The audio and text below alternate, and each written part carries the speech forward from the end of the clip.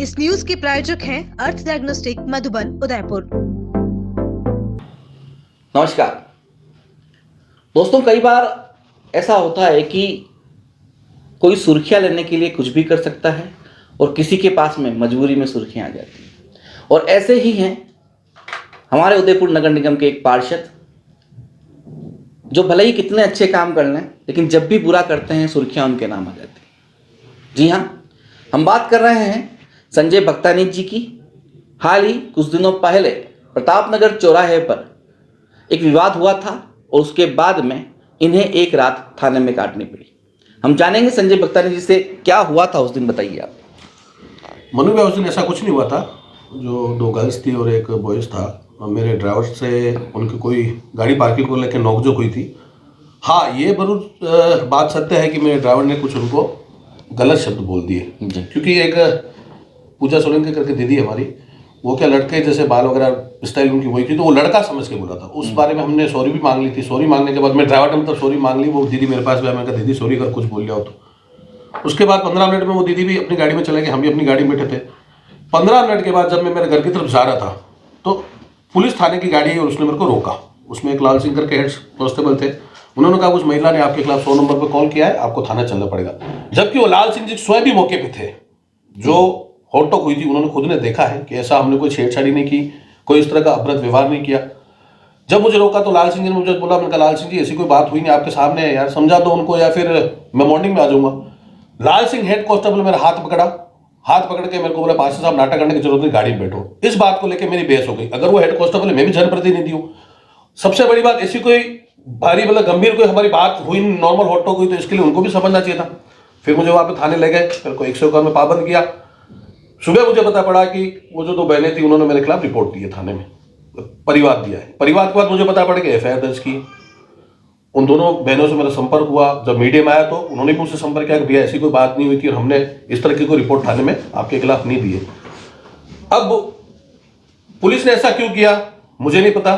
बहुत बार ऐसा होता है, हम जनप्रतिनिधि हैं, पुलिस की कार्य प्रणाली अगर गलत होती है तो मैं जनप्रतिनिधि, लोग मेरे पास आते हैं तो मुझे बोलना पड़ेगा। अगर मैं जनता के हित में अगर पुलिस के सामने कोई बात करता हूं, अगर उस बात को लेके पुलिस मेरे से व्यक्तिगत दुश्मनी रखती है तो गलत है। मेरे को मेरे क्षेत्र की जनता ने जिताया है। जहां पुलिस की कार्यप्रणाली गलत होगी वहां मैं बोलूंगा। कार्यप्रणाली गलत कैसे? बहुत बार होता है। जैसे आप चौराहे पे चालान बना रहे हो।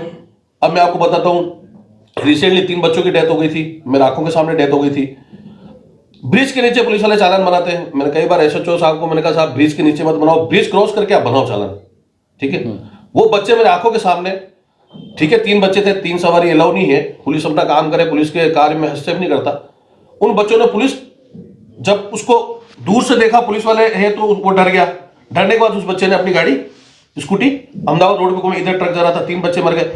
मैं पुलिस का विरोध नहीं कर रहा हूं, पुलिस अपना काम करे, चालान बनाए, लेकिन जिस तरह से प्रतापगढ़ चौराहे पे पुलिस खड़ी रहती है चप्पे चप्पे पे, ये पुलिस की कार्यप्रणाली अच्छी नहीं। आप चालान बनाओ, आप ब्रिज क्रॉस करने के बाद बनाओ ना। मुख्य आजकल क्या होता है, युवा है, काफी वहां पे स्टूडेंट भी रहते हैं, है ना।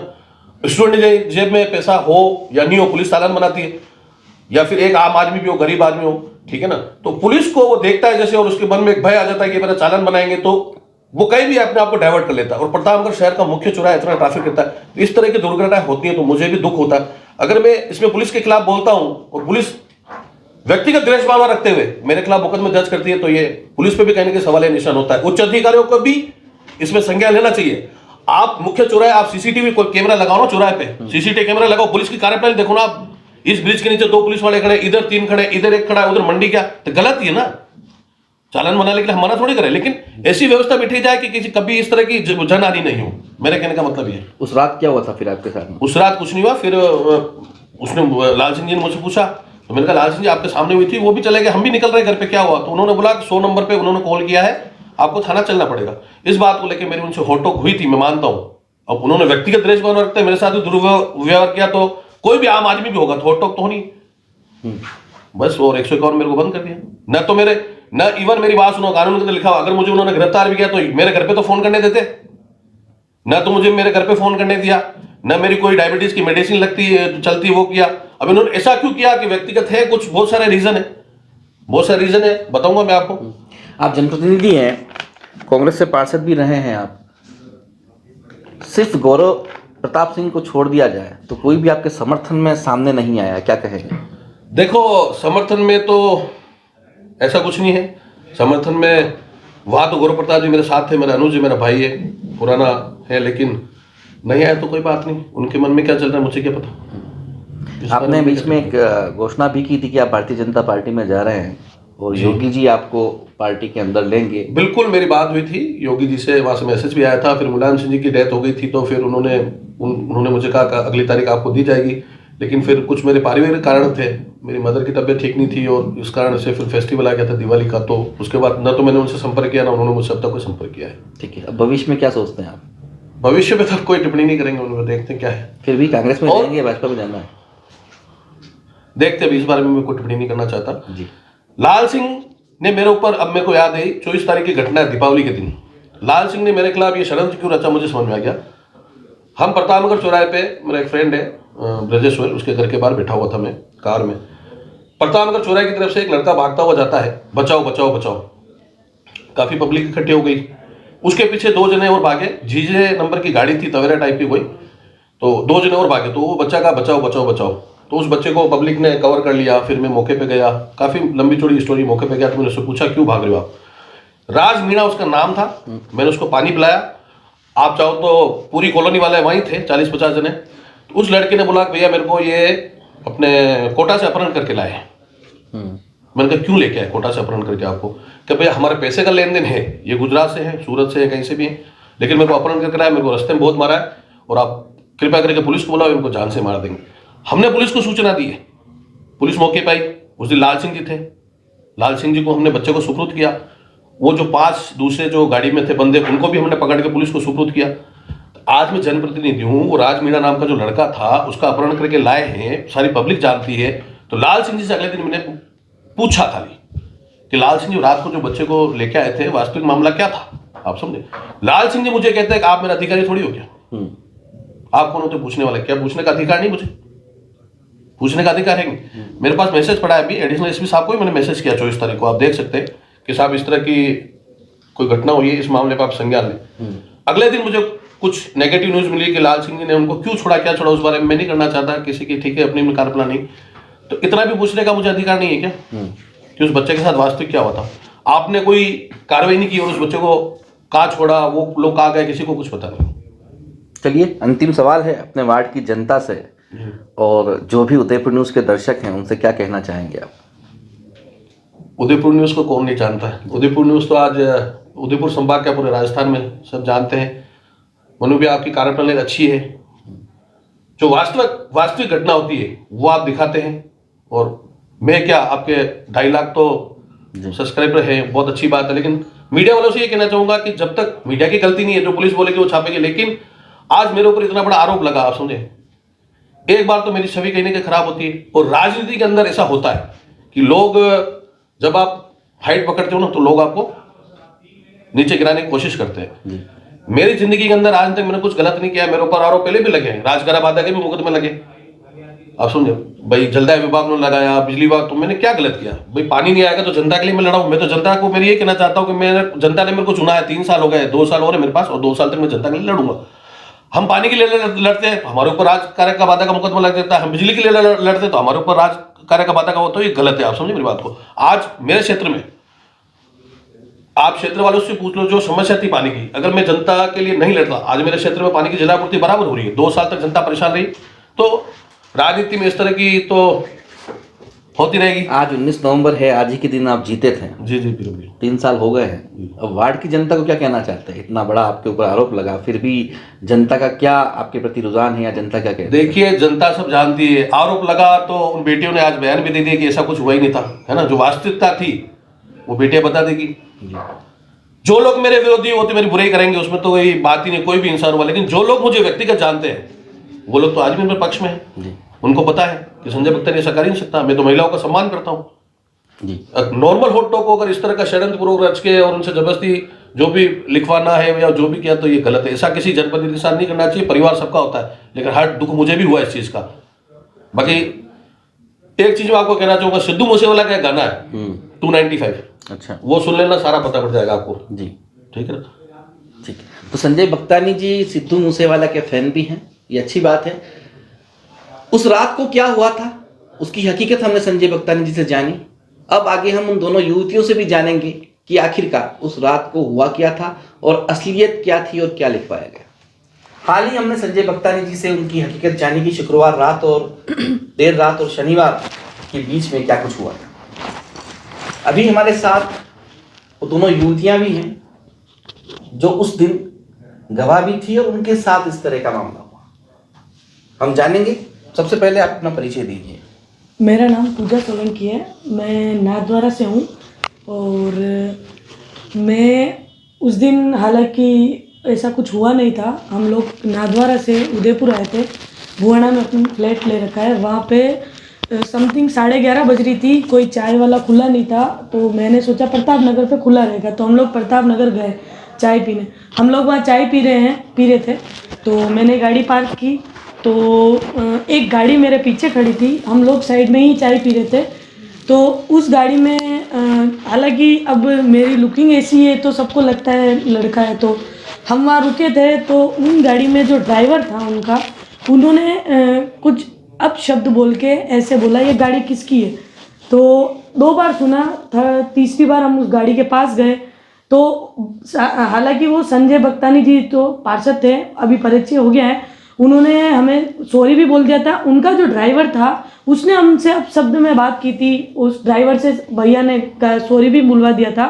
और हमने कोई 100 नंबर पे फ़ोन नहीं किया था, हम लोग वहाँ खड़े थे, हमारी बातचीत भी हो गई थी, सॉरी भी बोल दिया था उन्होंने, और हम वहाँ से रिटर्न चले गए थे। लेकिन किसी कारण से हम भी आवेश में आ गए थे, जीजे नंबर की गाड़ी थी उनकी, तो हमने सोचा कोई गुजरात से होगा, तो गुजरात का होने के बावजूद हमने अपशब्द कैसे बोल रहा है। तो हम लोग थाने चले गए, वहाँ पे हमने रिपोर्ट वगैरह लिखाई, और हालांकि ऐसी छेड़छाड़ी वाली कोई बात नहीं हुई थी, सिर्फ पार्किंग को लेकर अनबन हो गई थी।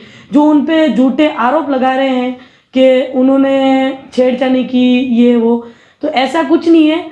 वो एक ऐसे पार्षद हैं, हालांकि मैंने ऐसा पार्षद जिंदगी में कभी नहीं देखा जो लोगों की हमेशा हेल्प करता हो।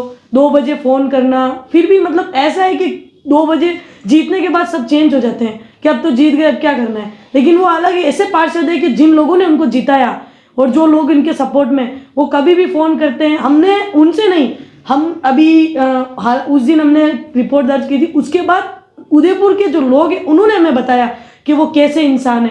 95% सही है, 5% गलत है, ऐसा लोगों ने बताया है।